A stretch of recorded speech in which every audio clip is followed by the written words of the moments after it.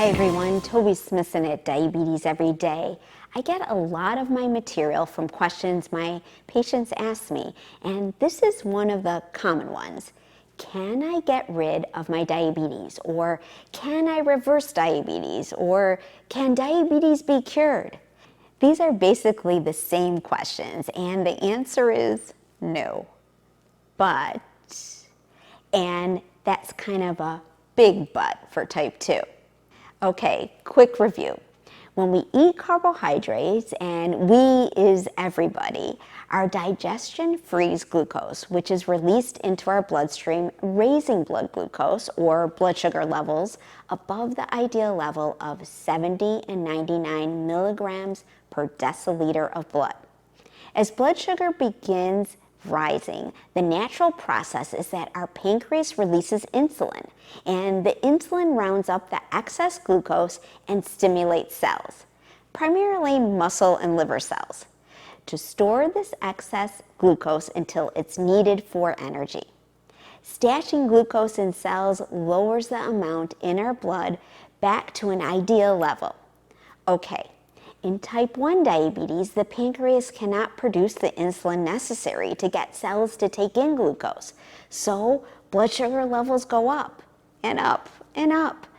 Type 1 diabetes requires insulin from an external source.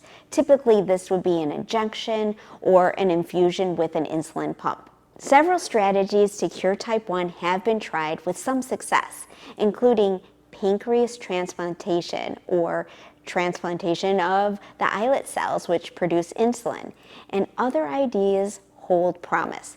But it would be misleading to say that a cure is available. Type 2 diabetes is a little less straightforward. In the early stages of type 2 diabetes, or in what's called pre-diabetes, there is no shortage of insulin. But the cells that normally respond to insulin by allowing glucose to come into the cell for storage are not being so cooperative. The cells are becoming resistant to insulin, and blood sugar levels remain higher than normal even as the pancreas cranks out more and more insulin. Over time, the pancreas poops out and insulin levels drop. That's why type 2 diabetes is considered a progressive condition, and why people with type 2 tend to switch medications to address the changes over time. Okay, the standards say that fasting blood glucose levels from 70 to 99 are normal.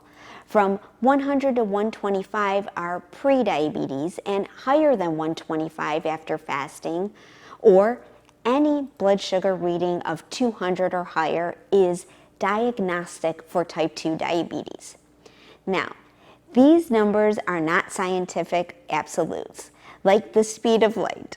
For instance, the Diabetes Prevention Program, DPP, beginning in 1996, showed that people with pre-diabetes reduced their risk for progressing to a diabetes diagnosis by 60 to 70% just by changing their lifestyle habits, losing a modest amount of weight, and getting educational and goal-setting support. A follow-up study showed this success held for 15 years. They stopped the typical pre-diabetes advancing to type 2 diabetes. So, would it be correct to say that's all good for pre-diabetes, but if you ever meet the definition for a diagnosis of type 2 diabetes, like a fasting blood glucose of 132 instead of 122 for pre-diabetes, then everything changes? Of course not. These lifestyle changes can make a huge difference wherever you find yourself. But the question of getting rid of diabetes or reversing it or curing it is misplaced. Can you get your fasting blood glucose levels down to a target range for people without diabetes? Maybe, maybe not. Can you get your A1C below 6.5%? Maybe, maybe not. Can you keep them there for 15 years? Maybe, maybe not. Can you do it without medication? Maybe, maybe not. Are you then cured or reversed if you do? What difference does it make? It's not a contest. You are managing diabetes effectively. That's what's very important. And you can manage diabetes effectively if you need medication or if you don't see blood sugar levels in target range. Focus on lifestyle, focus on averages, focus on time. The goal is a long and active life managing diabetes, not fretting over what to call it. Thanks for watching. Cheers to your health.